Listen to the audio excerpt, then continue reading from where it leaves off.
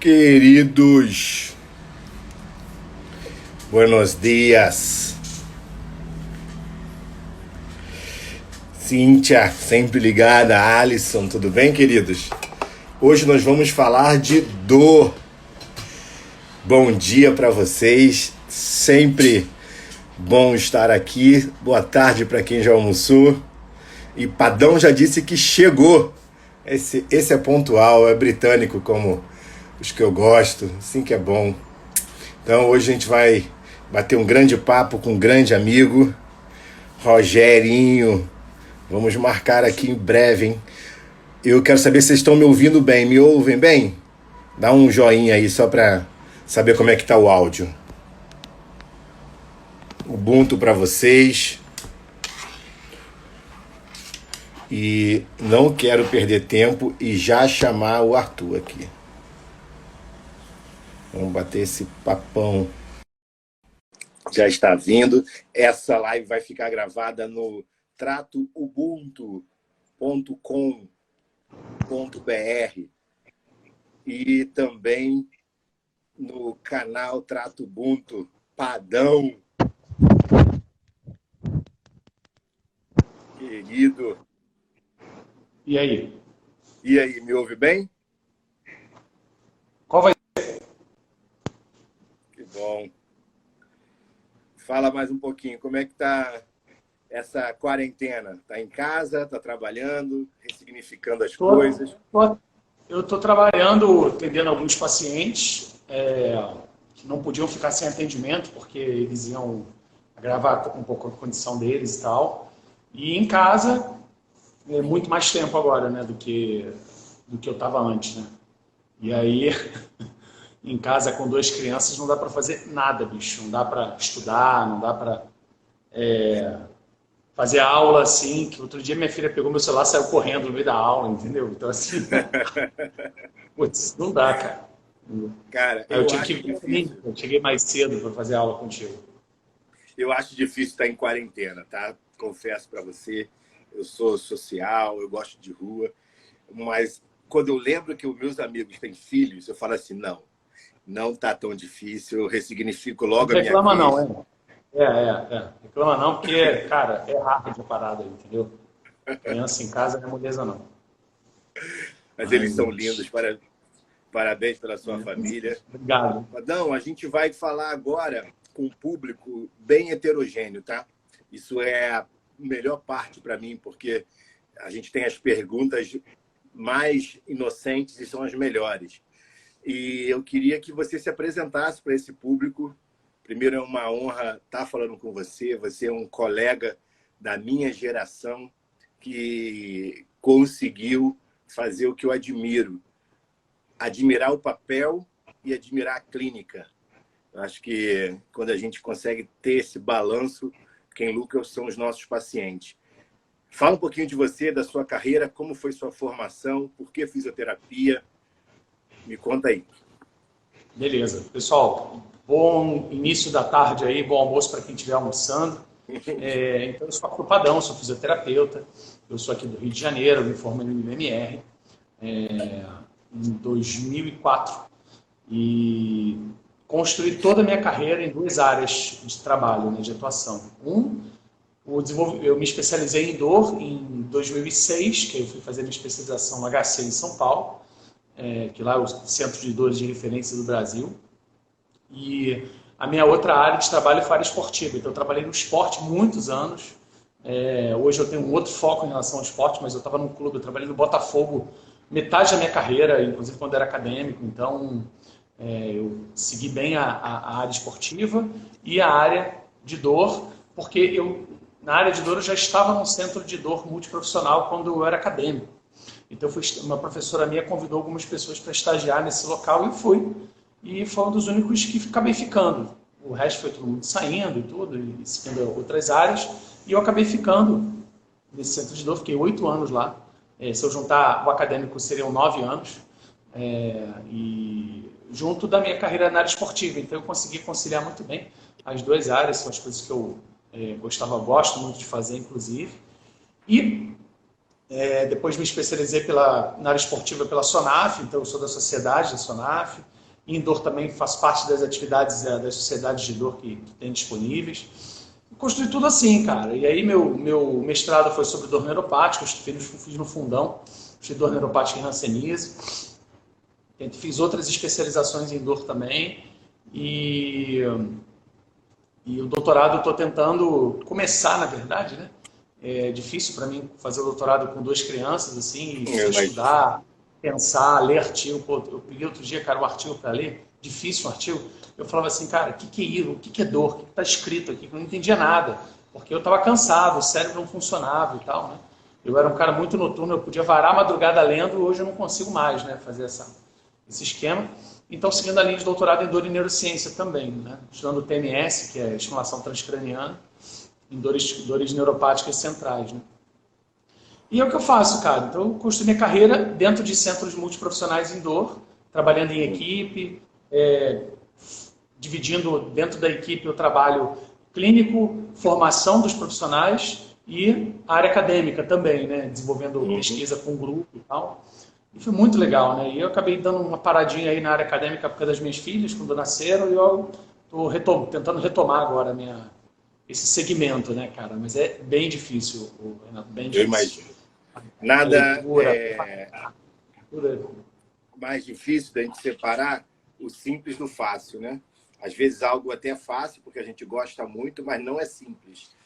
E cara, não é simples. Eu gosto muito, cara, mas realmente a dinâmica, né, para você estudar, para você ler, refletir sobre o que você está lendo, né? Quando você está cansado e tudo, cara, é muito difícil você fazer isso. E aí não rende, você não evolui, não consegue escrever um projeto. Então. Mas assim, eu estou conseguindo. Isso eu não consegui ano passado, mas eu estou conseguindo agora. Então, graças a Deus, acho que esse ano eu me matriculo e sigo adiante. Se precisar, chama os universitários, tá? A gente está aqui. Show. Então, resumindo isso tudo, eu construí minha carreira na área de dor, principalmente dor crônica, pois eu já trabalhei em 5 centros de dor diferentes, aqui no Rio e em São Paulo. E, cara, é o que eu faço. Então, eu atendo, desenvolvo formação de profissionais em dor de várias áreas e voltando para a área acadêmica agora. Então, dá aula na pós dos amigos. Dou aula na pós dos amigos. Então, eu queria, você acabou de confessar aí a dificuldade de ler um artigo e fazer essa definição de dor, o que eles estavam dizendo, talvez da sua área acadêmica até agora, você tenha propriedade para falar o quanto a definição de dor mudou. Então, fala como a gente via a dor, talvez na sua época de acadêmico, e qual é a definição de dor agora? Qual é a última definição que saiu aí? Então, a gente tem, oficialmente, né, uma definição de dor, que qualquer projeto que você faça, que envolva o estudo da dor e você quiser definir dor, você vai usar essa definição e vai fazer atualmente algumas ressalvas em relação a essa definição. Por quê? Porque a proposta dela, que foi do Meskin e do Bogdan, que foi em 94. Então, o estudo da dor naquela época, e até um pouco anteriormente a isso, era um estudo muito voltado à neurofisiologia e meio dos anos 80, dos anos 90, que a neurociência entra com força, estudando esses processamentos no cérebro, essas informações, e estudando dor no cérebro, né? Então, se você passear dessa definição de 94, que fala de experiências sensitivas, emocionais, lesão associada, lesão real ou potencial, ou descrita em termos de tal lesão, você migra para 2 propostas de definição, que são 2007 e 2008, que complementam essa definição da IASP, mas falando de ameaça, falando de a experiência aversiva. Ele não falava de aversiva em 94, mas, por exemplo, eu já acho a palavra aversiva muito forte, né? Porque nem toda dor vai provocar aversão na gente. Então, que são questões conceituais, na verdade, né? E aí, trazem terminologias da neurociência, fala de fatores cognitivos, fala de fatores emocionais, fala de ameaça, fala de aversão, que são os termos incluídos hoje nas propostas de definição atual, né, que são 2 propostas. E acho que não adotou nenhuma dessas definições ainda, né, sei lá se vai adotar uma definição dessa ainda, mas e sempre isso acontece nos congressos mundiais de dor. Esse ano o congresso ia ser em Amsterdã, foi adiado aí pelo nosso querido coronavírus, e eles já vieram para o ano que vem, né? Então, tem que ver como é que isso vai funcionar, inclusive, né? Porque tem várias sociedades quebrando aí, questões financeiras, porque não conseguiram se recuperar depois de repente, uma crise de cancelar um congresso, né? Um congresso aí, acho que 10 mil pessoas, um congresso grande. Mas a definição, cara, ela vai sempre acompanhando o que está acontecendo no momento, né? Então, 94 era um momento, e agora, nos 2000, é um outro momento. Então, você vê que todo mundo fala de neurociência, parece que a gente esquece um pouco da neurofisiologia, né? Então, tudo é neurociência, e os dois são conectados, né? Não tem como serem separados no final das contas. Minha ideia de experiência dolorosa, juntando um pouco essa ideia de 94 com as propostas de 2017 e 2018, é entender que dor é uma experiência que incomoda as pessoas. Ponto. Só que tem várias ressalvas frente a isso que eu falei. Tem gente que sente dor e gosta. Tem gente que sente dor e não liga.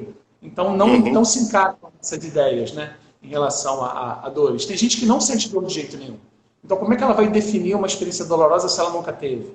Então, tem tudo isso que a gente leva em consideração nas definições, entendeu? Mas é bom deixar claro que não é necessário um mecanismo biológico externo para que a sensação de dor seja evocada, né? Então, a gente entra aí no fator um pouquinho o biosocial, psíquico dos nossos pacientes. Você acha que os fisioterapeutas estão ligados nisso? Estão entendendo cada vez mais que a coisa vai para além do físico? Olha, se eles estão entendendo que a coisa vai para além do físico, eu não sei. Eu sei que as pessoas estão mais ligadas, que o nosso modelo de saúde em dor, ele é um modelo ruim para explicar a experiência dolorosa, e que os físicos mais antenados estão vendo que o universo é muito mais amplo do que a gente imagina, né? Mas é interessante também, já, Renato, que você falou da coisa biológica, cérebro é biológico, né? Uma estrutura biológica. Total. Isso não pode impactar o bio de jeito nenhum das experiências, né? Só que o fato é que talvez hoje se entenda melhor que experiências dolorosas não precisam vir de lesão. Que aí, acho que esse é um X da questão importante. Eu não preciso danificar o meu corpo para que o meu sistema entenda isso, produza dor como proteção nossa, né? Eu posso ter dores que vão acontecer por N motivo. Dor porque mudou o clima, porque eu briguei com a minha mãe, porque que morreu um familiar meu, porque eu perdi meu emprego. Outro dia a nossa paciente teve dor porque ligou para a filha, por telefone. Então, tudo isso produziu uma experiência dolorosa e não foi por dano de tecido, né? Mas produziu uma experiência dolorosa. Boa. Cumprimentar aqui alguns, o Roberto, a doutora Luciana, Nivaldo Parisotto, Tiago, Carol. É uma honra ter vocês aqui com a gente, tá bom? Professor Nivaldo, grande abraço. E a gente vai falar de TMS daqui a pouco, né? É bem a área dele. E eu queria que você falasse um pouquinho dessa relação que você acabou de citar agora do paciente que liga, que brigou com a filha e a dor é evocada. Qual a importância da educação e dor para nós, clínicos, e para o paciente? Como você faz isso? Como você descomplica o que pode te parecer complicado? Descomplicar dores simples não é difícil. Agora, descomplicar dores complexas, complicadas, aí a gente entra num buraco negro muito forte, né?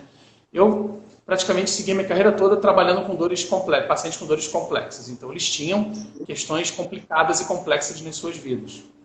O grande lance aí da educação em dor, a meu ver também, é que a gente precisa entender o universo do paciente e trazer informações que façam sentido para o universo dele. E não empurrar informações só porque elas são da neurociência ou da neurofisiologia, o paciente entender. E isso na prática não faz muito sentido, né? Então, por exemplo, não tem muito sentido eu explicar que a dor vem do cérebro se aquilo vai ser uma informação que não vai fazer muita diferença para o paciente, apesar de estar descrito lá que tem um processamento cerebral e tal, blá, blá, blá. Então, eu costumo, na minha prática, cara, escolher uma forma de trazer informações sobre educação em dor, sobre orientações sobre dor, que seja a que faça mais sentido para o paciente. Então, se ele quiser falar de anatomia, eu vou falar de anatomia. Se ele quiser falar do exame, eu vou falar do exame. Mas numa linguagem não tão ameaçadora, numa linguagem mais simples, sem provocar, sem desqualificar o que ele acredita. Isso é um ponto muito importante da educação em dor, não desacreditar o que o cara acredita ou desqualificar o que ele acredita. para que você não produza um efeito contrário a isso, né? E essa é uma forma. E outra forma é a gente usar métodos, né, modelos que possam ajudar o paciente a trazer esclarecimento. Então, mostrar alguns modelos, por exemplo, de medo e evitação de movimento, talvez aquilo faça sentido para ele. Apresentar o Protectometer, né, que é o modelo do Mosley e do Butler de 2015, que fala de ameaças e segurança em várias esferas da vida do paciente. É bem legal, eu gosto muito desse modelo, inclusive.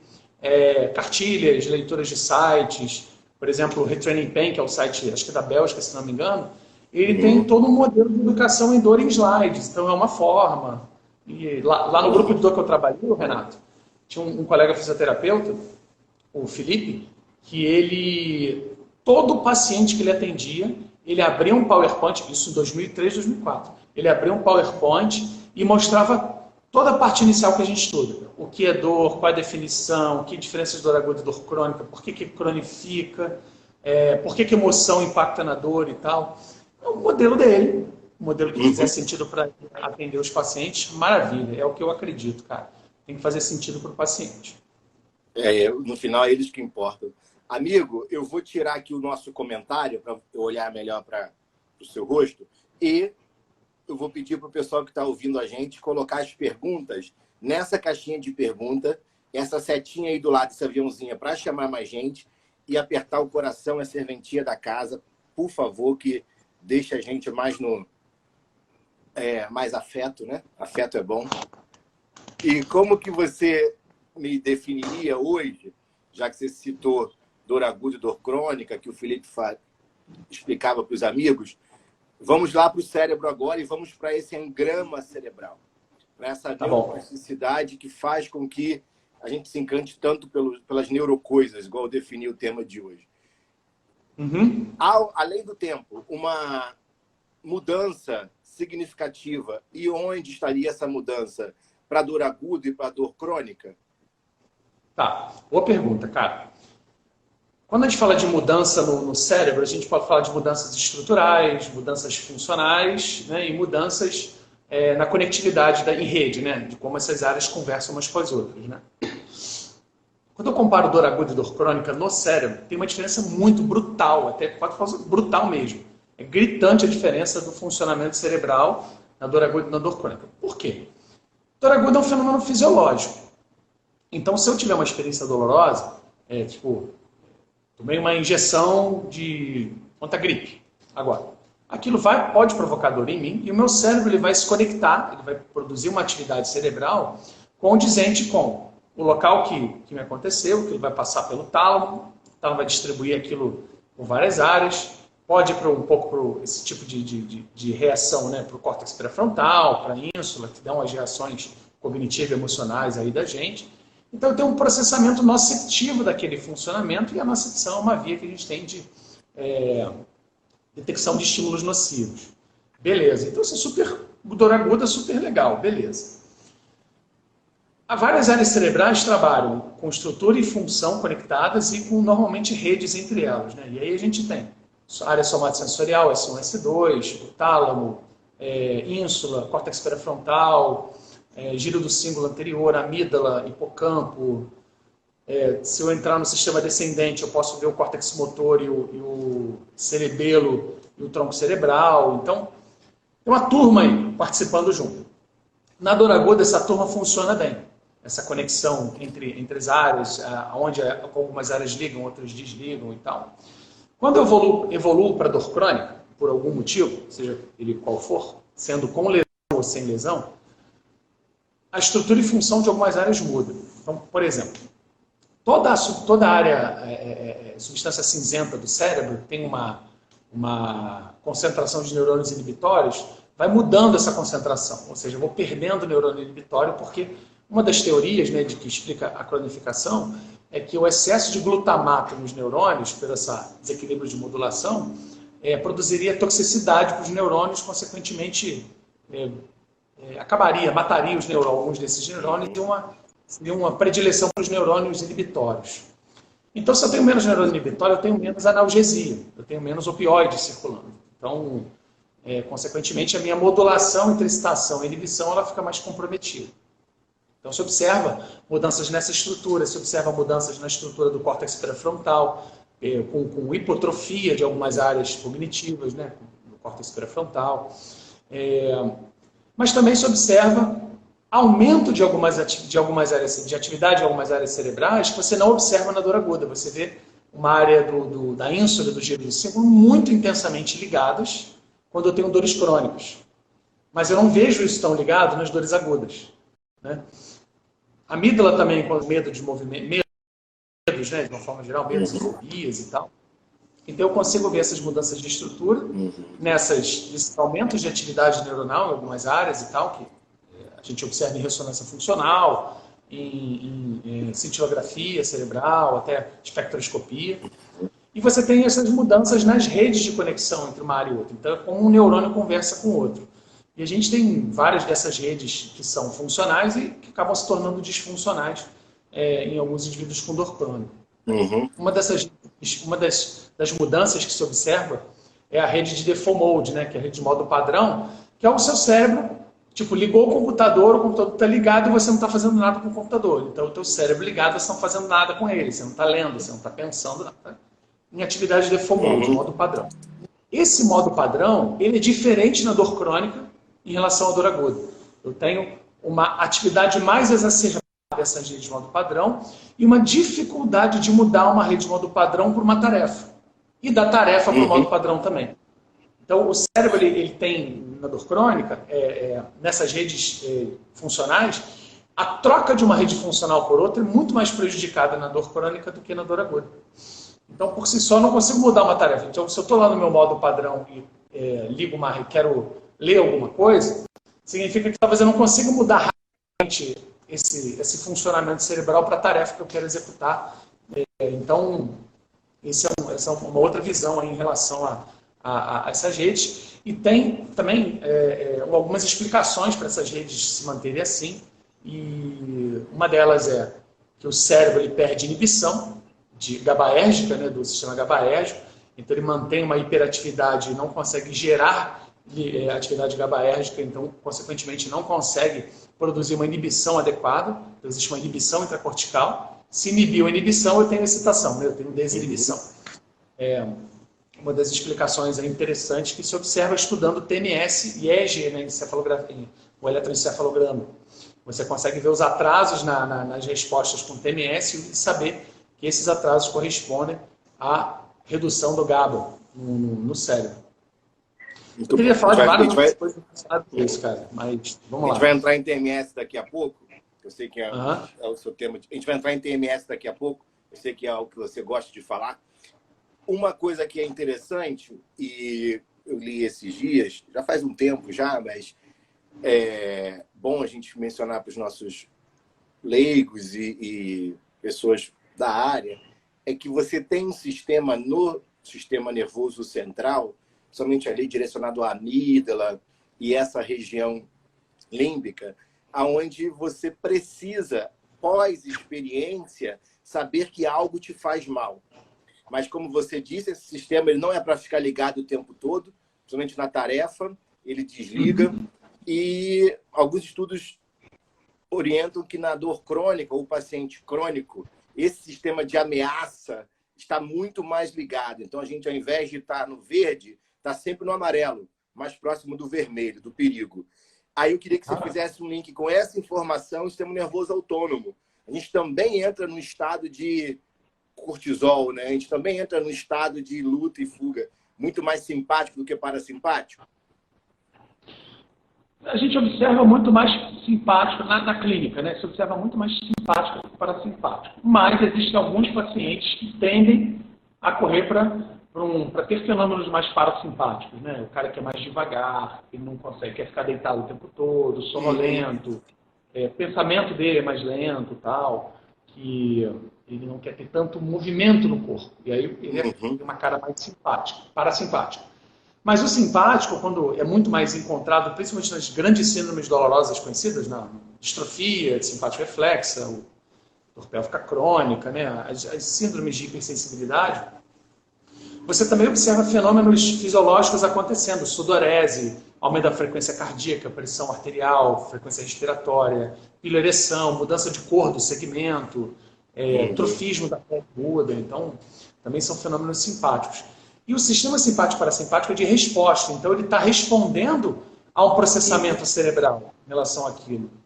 Então, consequentemente, ele vai estar, se ele estiver ligado o tempo todo, então existe uma necessidade dele ficar ligado o tempo todo. Só que isso, para avaliar a avaliação clínica disso, tem vários comprometimentos, né? Eu sei que quem trabalha com osteopatia usa muito as mãos para fazer isso, mas esse já é um primeiro comprometimento. Usar a mão para avaliar um sistema, né? E a mão ela tem uma baixa acurácia, né? Em termos de comparação com outras mãos e também de uma forma geral como teste, né? Mas eu, como não tenho essa habilidade que os fisiosteopatas têm, eu me ligo muito nos sintomas que o paciente se apresenta, né? E se ele tiver sintomas fisiológicos presentes, aí eu acho que vale a pena você investigar um pouco mais, porque não é normal eu ter dor e começar a suar, né? Isso não é uma coisa normal. Então, foge do panorama, né? Então, assim como o sistema simpático-parasimpático, tem outros sistemas de resposta que a gente também acaba pensando como mecanismo de dor, o sistema motor, o imunológico, que aí está bombando aí no coronavírus, endócrino metabólico, a gente falou do cortisol, né? O cortisol é um hormônio importante para o estresse, e as pessoas estão estressadas no nível hardcore hoje em dia, né? Com todo esse cenário com o coronavírus e tal. Então, mas não é comum, cara, os fisioterapeutas darem muita atenção ao sistema simpático-parasimpático. Se eu pegar de uma forma geral, né, não dá muita bola para isso. Mas nós somos os fisioterapeutas que dão bola para pequenas detalhes da biologia. Querido, outra coisa que eu vou dar bola agora é no seu mestrado. Volta lá atrás, faz Tá bom. Volta a fita aí. Eu gostei muito que você trabalhou com a hanseníase. Mestrado. No seu mestrado, né? E como você falou de mão agora, estamos falando de sistema nervoso periférico, como é a referência de dor desses pacientes, já que a gente sabe que a dor é do sistema nervoso central, mas a periferia tem uma atuação e essa galera geralmente tem a periferia comprometida. Como é que você resume isso para a gente? Na hanseníase, pode ser que muitas pessoas não saibam, mas a grande maioria dos pacientes que tem hanseníase, e o Brasil ainda é um país endêmico em hanseníase, o Rio de Janeiro é um estado endêmico em hanseníase, baixa endemia em comparação com norte, centro-oeste e tudo, mas ainda tem. A maioria dos pacientes se recupera bem. Se pegar 100 pacientes, 70 vão ficar show de bola. Esses 30 que sobrarem vão desenvolver algum grau de incapacidade funcional, seja mão, pés, visão, audição, por causa pela predileção do bacilo da hanseníase se conectar com o sistema nervoso periférico e os nervos superficiais. Então, se o bacilo da hanseníase chegar no nervo periférico, ele vai danificar o nervo periférico. E aí, alguns pacientes desenvolvem dor neuropática, né, com esse dano. Eu entrevistei 127 pessoas no meu mestrado, 50 tinham dor neuropática. Então, você vê que mesmo que eu tenha lesão no sistema nervoso, não é corriqueiro as pessoas desenvolverem dor neuropática, né? Nem central, nem periférica. Então, o padrão de dor neuropática é um padrão muito específico, muito bem direcionado. Tem que seguir o trajeto neuroanatômico, tem que ter lesão comprovada ou doença comprovada, tem que ter sinal e sintoma positivo, tem que provar onde está a lesão e que tipo de lesão é. Então, é bem específico, né? Os sintomas são bem específicos. Quando eu falo de dor musculoesquelética, eu não tenho uma especificidade tão grande, pior ainda com dor visceral, porque eu não tenho um padrão visceral tão bem definido como eu tenho para dor neuropática. Então, se eu atender um paciente com hanseníase, eu tenho que olhar o que ele teve de lesão periférica, no nervo periférico, eu tenho que olhar o sistema musculoesquelético, porque ele vai evoluir para algumas incapacidades, né? E observar como é que isso vai funcionar. E, assim, primeiro ponto é uma anamnese bem feita, com uma coleta de história bem feita. Isso é imprescindível para você poder registrar isso. Mas, infelizmente, nós fisioterapeutas não temos tantos recursos disponíveis para o tratamento da dor neuropática como nós temos recursos disponíveis para o tratamento da dor musculoesquelética. Então, a gente acaba ficando um pouco mais limitado quanto a isso, não que não existe, né? Mas, mesmo assim, nós temos mais recursos que os médicos para ofertar tratamento para os pacientes com baixo efeito adverso. Então, acho que a gente tem que levar isso bastante em consideração, inclusive. Muito bom. Já que a gente está falando de periferia e central, há uma analogia, ou são padrões muito distintos, desse padrão cerebral ou desse novo engrama que o cérebro adquire para o sistema de lesão total do membro, né, que a gente chama de dor fantasma, ou a ausência do membro, e essas dores periféricas que a gente está conversando. Fala um pouquinho de dor fantasma. Boa pergunta você. Interessante esse ponto de vista, Renato, porque, como muitos já devem ter ouvido falar de dor fantasma, é uma dor provocada, persistente, numa região que foi amputada. Então, a gente pode ter membros, perna, pé, nariz, orelha, pênis, né, para homem também, mama na mulher. Então, eu tenho que perder aquele segmento e continuar com os sintomas lá. E são normalmente sintomas neuropáticos, né, por lesão no sistema nervoso. Formigas andando, adormecimento, às vezes queimação, alfinetadas, só que não existe o membro, né? Tem uma pegada neuropática e tem uma pegada um pouco nociplástica pela mudança cerebral que acontece obrigatoriamente, né? Nas lesões de amputação, a área de representação cortical no córtex motor desses pacientes, então, eu amputei o pé direito, eu vou lá para o meu cérebro, essa é a minha esquerda, vou para a minha esquerda, lá na área da minha mão, então ali naquela região, no neurônio, vai ter um vazio de atividade neuronal, né? E provavelmente uma área de atrofia neuronal também. Que depois existe uma invasão das outras áreas para ocupar aquele espaço, né? Uma migração, por brotamento, por atividade, né? Neuronal, por plasticidade mesmo. Então aquilo vai acontecer. Então tem uma pegada nociplástica pela persistência dos sintomas e tem uma pegada neuropática pelo dano no nervo periférico. Então os dois aí estão bem presentes, né? Só que tem também, Renato, outras sensações que são muito descritas, né? Como sensações fantasma. A percepção do membro se movimentando, por exemplo, a percepção de alguém tocando no membro, sintomas que não neuropáticos, mas que estão presentes, aumento de temperatura, redução de temperatura, também acontecem nesses pacientes que são amputados, né? Que tem uma perda de um segmento.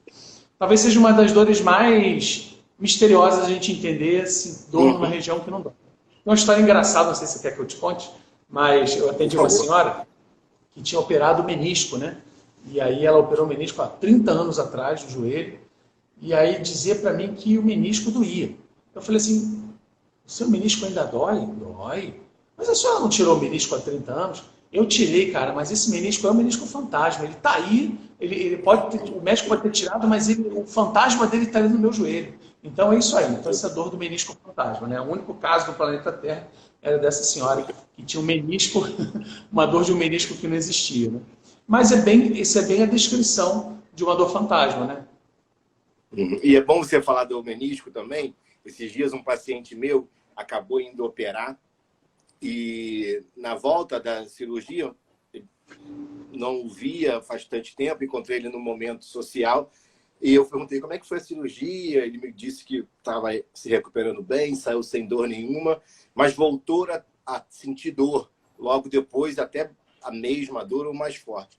Mas aí o médico tranquilizou ele com a seguinte informação: olha, a sua dor tem memória. É por isso que está doendo. O que você me diz disso? É isso mesmo. É um mecanismo para explicar uma dor persistente, né? E esses registros de memória, eles acontecem porque são experiências que você vai passando, né? Então, tem três formas de a gente aprender. Basicamente, três formas de a gente aprender a sentir dor. Uma é com experiência própria. Fui lá, torci meu tornozelo, me machuquei, né? Ou fui pegar alguma coisa no chão, tive dor lombar. Uma outra forma, eu observar pessoas se machucando e sentindo dor, então eu estou aprendendo com a experiência deles o que é aquilo.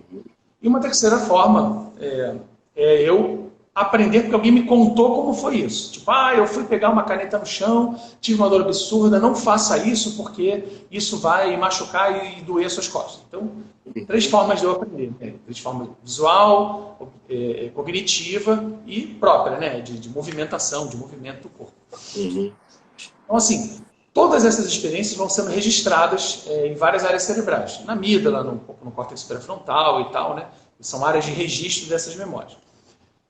Eu já li alguns artigos falando que toda vez que eu tiver num contexto parecido com o que aconteceu comigo anteriormente, o meu sistema volta para aquela experiência e se foi dor como resposta, eu vou ter dor como resposta. Eu nunca elaborei muito isso, nunca li isso a fundo, né? Mas eu acredito que isso aí tem um impacto talvez mais importante do que o machucado que aconteceu efetivamente, né? Só que as pessoas dão muita importância para o machucado e não importância para as coisas que a gente dá importância, né? Você e vários colegas, como o contexto, né? O que aconteceu, a história da pessoa e tal. Então, isso tem um quê de verdade. Eu já vi algumas conexões falando a respeito disso em relação à dor, dos fenômenos do ambiente, né? O cara observa visualmente um local parecido, uma pessoa parecida, uma situação parecida e teve dor lombar, enfim. Mas para mim ainda é algo muito hipotético nesse sentido. Mas se sabe que esses registros acontecem sim e que quando a gente passa por determinados contextos e situações similares ao que aconteceu, a gente tem reações muito parecidas no nosso sistema e uma delas pode ser dor, né? Eu, no meu doutorado, eu vim ao Brasil à época para fazer o que a gente chama de qualificação. Só que a qualificação lá no fundão, ele era não só a qualificação da sua tese, era um exame de conhecimentos gerais. Eu acho que ainda existe esse programa. E eu falei sobre estresse pós-traumático. E o mecanismo é bem parecido com o que você acabou de descrever. Algumas pessoas não conseguiam voltar à atividade natural, atividade funcional, por causa da memória do medo que ela sentiu. Esse medo pode não estar associado com dor. E nos Estados Unidos estavam se propondo, foi um debate ético muito grande, que logo depois do trauma, essa experiência fosse reduzida com ansiolíticos. Então, daria um inibidor do sistema nervoso central para fazer com que o estresse pós-traumático fosse menor. Isso funcionava em modelos animais, mas o teste não foi à frente no modelo humano porque questões éticas, né? Nem sempre não lembrar do trauma é o melhor. Então, a gente pode tentar explicar que lembrar da dor também não é só ruim, né? Não, assim, tem duas frentes de estudo em relação à dor e memória. Eu gosto de uma delas. Não é que eu não gosto eu gosto das duas, só que uma eu me identifico mais com o que eu acredito que aconteça. Que é uma frente que diz que nós devemos tentar ao máximo apagar memórias dolorosas que o paciente tem. Essa é uma frente bem da Europa, da Bélgica, não sei o quê. E tem uma outra frente que eu me identifico mais, que é não apaguemos essas memórias, aprendemos a lidar com elas. Vamos aprender a lidar com isso no dia a dia, que é uma questão de autoaprendizado, né? de autoconhecimento. Eu acredito que isso funciona melhor. Mas aí são duas opiniões divergentes sobre o mesmo tema, né? Eu lembro quando eu fiz a minha especialização em dor no HC, lá em São Paulo, que tinha acabado de chegar no Brasil, ou pelo menos eles tinham acabado de tomar conhecimento de um método que vivenciava essas experiências pós-traumáticas, chamado Somatic Experience, ou SE, onde o psicólogo faria toda uma regressão de imagem mental, de memórias, para que se chegasse na experiência e o paciente encarasse a experiência em si, de repente tomasse atitudes de imagem mental em relação a isso e tal. E eu achei muito interessante, eu participava como ouvinte, né, eu não tinha interferência nenhuma nesses grupos de SE. E eu soube agora, recentemente, que uma paciente me contou, tem uma série do Globoplay que trata exatamente desses fenômenos de estresse pós-traumático, e tem uma série, como é que é o nome da série? Agora eu não vou lembrar. Que o psicólogo coloca os pacientes nos cenários do estresse que eles tiveram. E cria um cenário favorável para ele voltar àquela cena, para que ele faça, para que ocorra uma correção e o paciente consiga encarar o seu medo, trazer uma mudança do cenário. Então, é bem parecida essa ideia, né? Que legal. E a gente está falando também agora de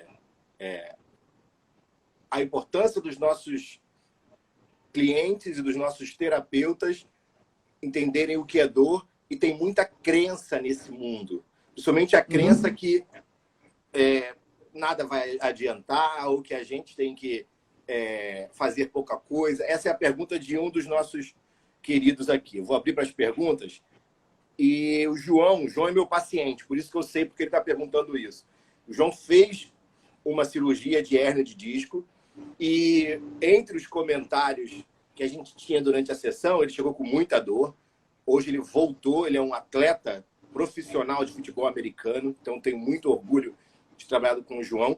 E esse era o discurso que diziam para ele, até clínicos: olha, não tem que fazer nada, porque essa dor, teu corpo vai dar conta. E aí, você tem ouvido muito disso também?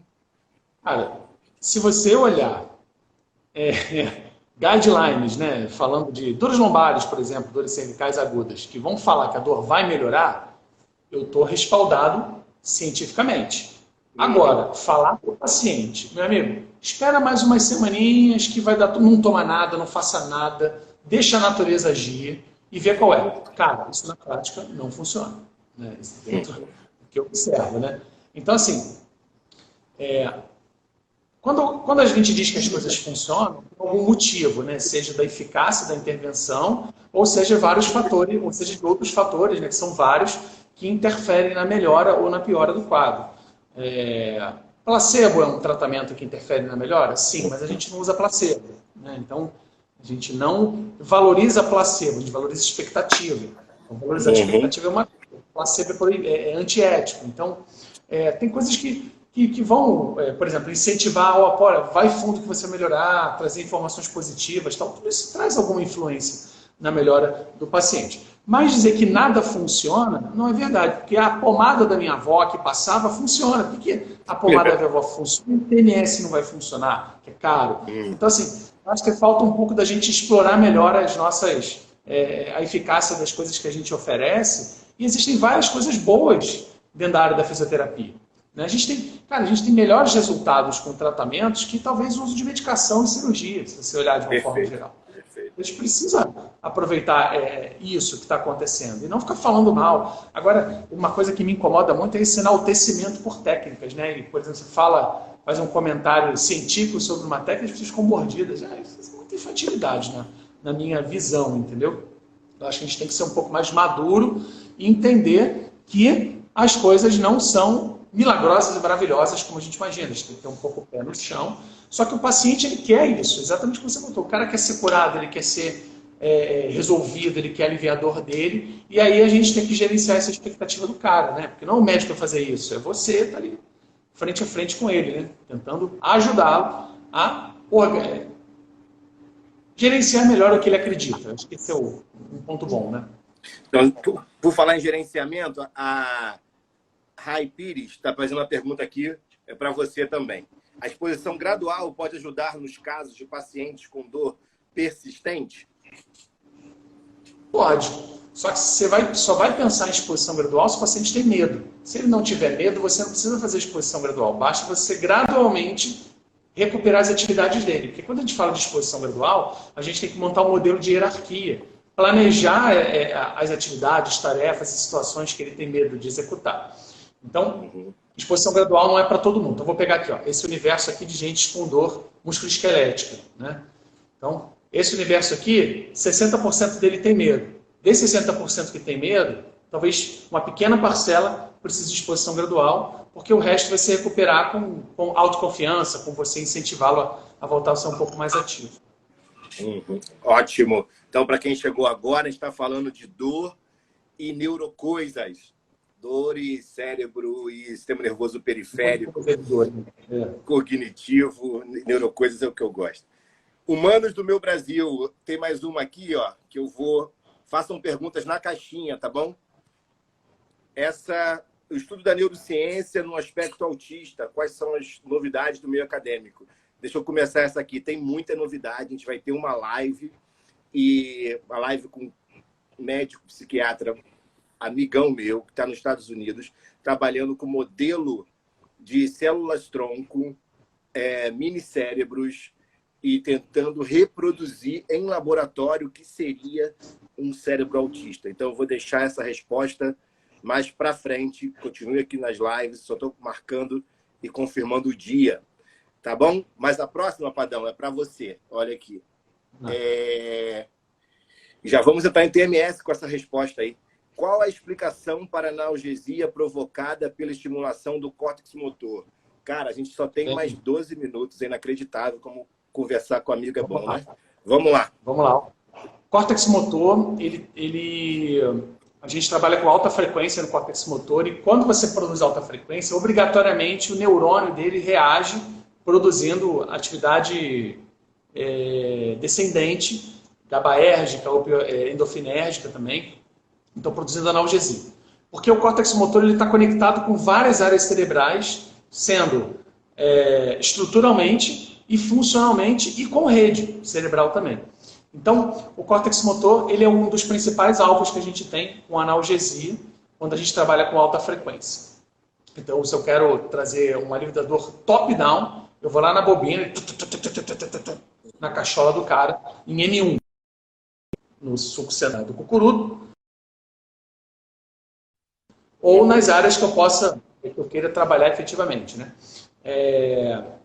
Então, é um modelo teórico para o córtex motor, já é bem descrito, inclusive, em diversos cenários experimentais e clínicos do efeito da estimulação do córtex motor. Uhum. Muito bom. A gente está aqui com o Nivaldo. Nivaldo, eu vou abrir sessão para ele, porque o professor pode, né? Ele está perguntando aqui. Aos mestres o que são dos mestres. Estimulação periféricas podem alterar as respostas centrais, como fotobiomodulação e eletroestimulação, da periferia para o central. Como é que você entende isso? Podem sim. Inclusive, tem vários alvos direcionados a tratamentos periféricos para o laser, para TENS, para outras correntes elétricas também. E vários alvos que têm ação analgésica do sistema opioide, de uma predileção. Não só ele, né?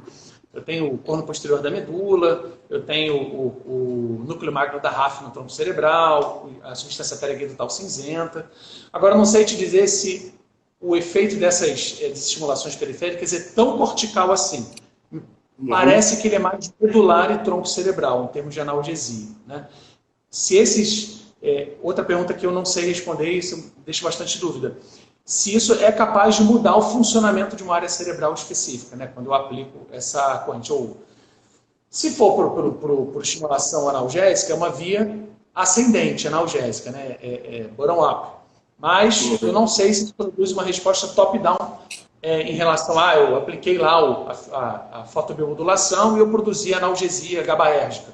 Não sei se isso já foi testado. Não sei como o que você acha disso.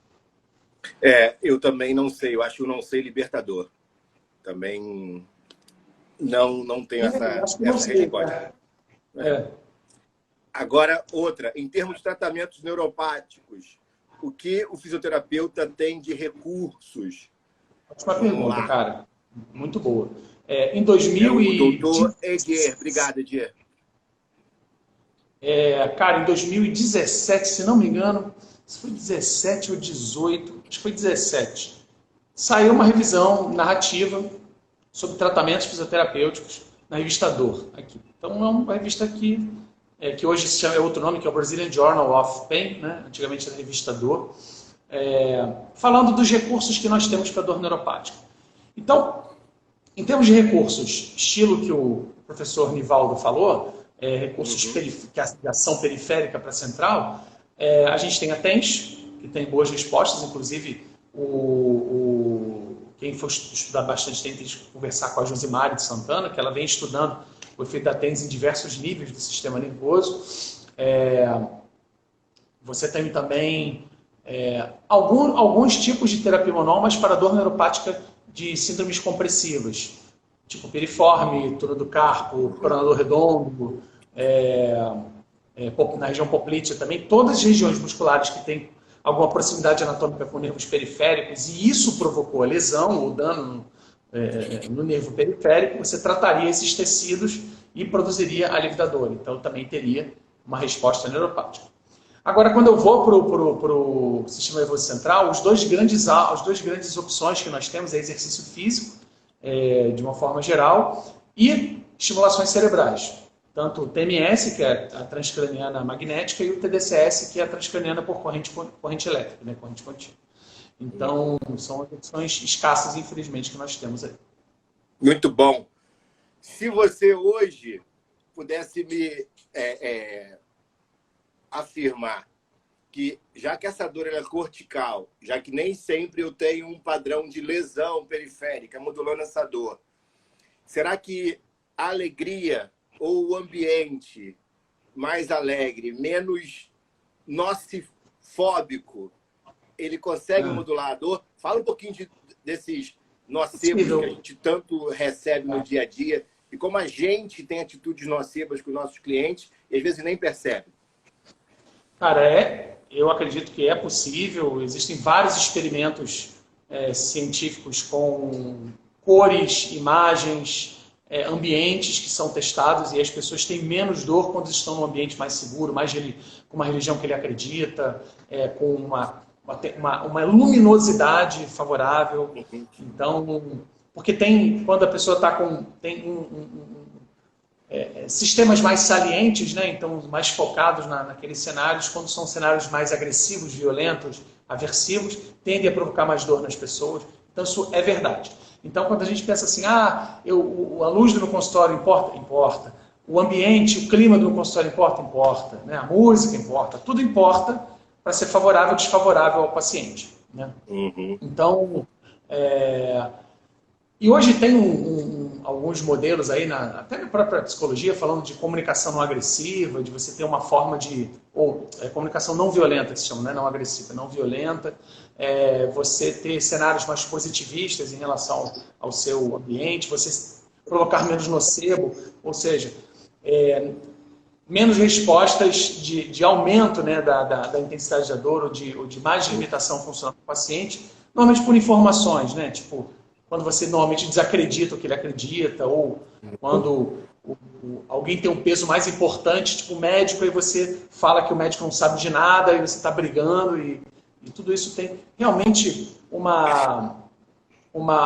peso relevante na dor crônica, principalmente, né? Então, tudo faz diferença, Renato. Você, terapeuta, o teu ambiente, o que você vai falar, as informações que você vai levar, o tipo de escolha terapêutica. Então, eu lembrei da live que você vai... Perdão. Eu lembrei da live que você vai fazer com o Edmur e botou lá que assistir divertidamente é importante. Eu lembrei dessa coisa que como o cérebro foi bem desenhado naquele comédia, né? Naquele desenho. É bem isso mesmo, né? Você está toda hora com gatilhos entrando em ação. Não, e assim, é interessante, Renato, que as pessoas que têm dores crônicas, elas não se ligam que tem muitos gatilhos desfavoráveis na vida delas e muitos gatilhos favoráveis. E às vezes, cara, o foco é a dor, o foco é a incapacidade, o foco é o sofrimento. E aí é preciso que você, fisioterapeuta, tenha uma forma de conversar com o paciente mais assertiva, menos ameaçadora, e muitas vezes trazer um psicólogo junto da sessão, trazer um psiquiatra, para que ele também possa trazer um novo panorama de mundo, de vida para as pessoas. E porque realmente é possível ter dor, não ser tão incapacitante, não sofrer tanto, mas é possível. Aí depende de cada um também, né? Aqui agora a Yoga Komalini. Qual a opinião de vocês sobre terapias alternativas como acupuntura, yoga, no auxílio do tratamento? Essa eu vou dar minha palhinha. Fala aí, Padão. Eu não tenho a acupuntura, várias pesquisas de acupuntura, yoga. Eita, meu celular está andando aqui. Isso já é de longa data, inclusive, né? Do uso da acupuntura no tratamento da dor, da yoga no tratamento da dor. Não precisamos nem discutir isso diretamente, né? Talvez o que a gente possa se ligar é que tem muitas terapias alternativas e nem todas servem para todo mundo. Acho que esse é o lance, né? Mas a acupuntura e yoga, não preciso nem comentar. Fala aí o que você queria. Então, eu tenho formação em yoga, muitos que me acompanham me conhece dessa minha prática, é algo que está no meu dia a dia. Meus pacientes fazem vários princípios de yoga sem nem saber que estão fazendo yoga. Eu acho que a cinesioterapia aliada aos asanas faz muito bem, a respiração faz muito bem, mas eu vou deixar um comentário. O yoga também é gatilho de dor. Então, quando a gente está numa sala onde várias pessoas estão fazendo asanas, que são as posturas, e a gente se compara e fala, eu acho que eu vou chegar até ali, é um gatilho de dor. Então, eu tenho muita gente com retificações, com lesão, provocado pelo excesso. E todo o abuso o corpo cobra, seja abuso psicológico, espiritual, físico ou social. Então, aí é dizer que funciona assim, mas a gente tem que achar esse meio termo, esse equilíbrio. Padão, estamos chegando no fim, cara. Você agora está aí com 2 filhos, formado, reconhecido, e encontrou o Padãozinho querendo entrar na fisioterapia. O que você diria para ele? Quais são as dicas para um recém-ingressando aí na nossa profissão? Cara, eu dou uma dica para todo mundo, antes de ingressar, antes de formar, é que você, antes de se formar, cara, você já tem que estar trabalhando na área que você quer trabalhar. Envolvido com as pessoas que você quer se envolver, e não deixar para fazer isso de última hora, porque depois não vai ter mercado para você. Essa é a primeira dica.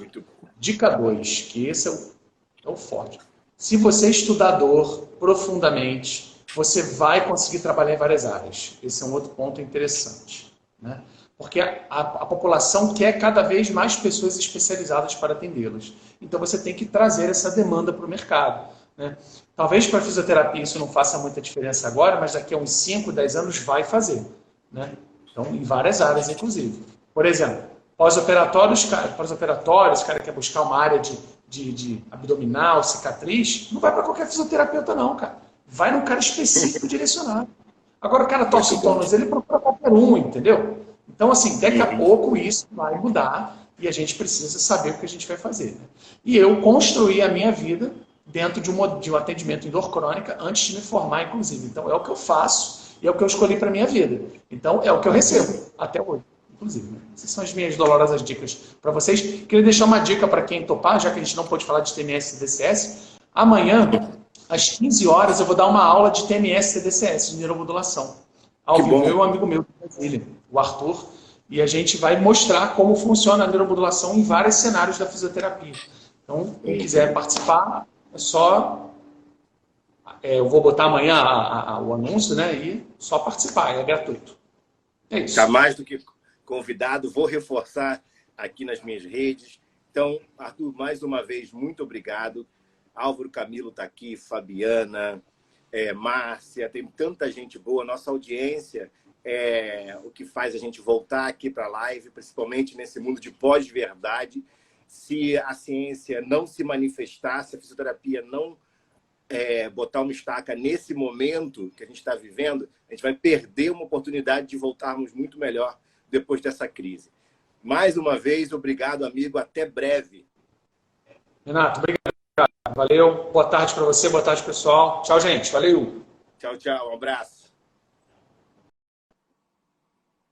Então foi isso, gente. Mais uma live. Hoje eu ainda tenho a live com o presidente do CREFITO, Dr. Willem. Vai ser uma honra estar entrevistando o Willem. Willem é um querido, mas eu quero que vocês hoje façam, vocês da fisioterapia, terapia ocupacional, façam as perguntas, tá? Quem não me segue é só seguir aqui. Eu fiz um post lá do Willem e eu quero que vocês façam as perguntas para ele. Pergunta que você queria fazer para o presidente do CREFITO e ainda não teve oportunidade. Eu vou reproduzir qualquer pergunta, tá bom? Muito obrigado pela audiência de vocês. A ideia aqui é divulgar ciência e divulgar solidariedade. Conhecimento é o que nos liberta. Um abraço. Até mais tarde, 3 horas. Essa semana ainda tem Palmiro, Viviane Marques, uma fonoaudióloga maravilhosa, e Henrique Bongarden na sexta-feira. Essa semana tá boa, hein? Tá bom? Segue a gente. Um abraço. Essa live vai estar gravada no canal da Trato Ubuntu. Escreve aí tudo com YouTube, Trato Ubuntu. Só se inscrever lá e assistir essa e várias outras lives que a gente fez. E toda quarta-feira tem vídeo novo. Tchau, tchau. Um abraço. Obrigado aí.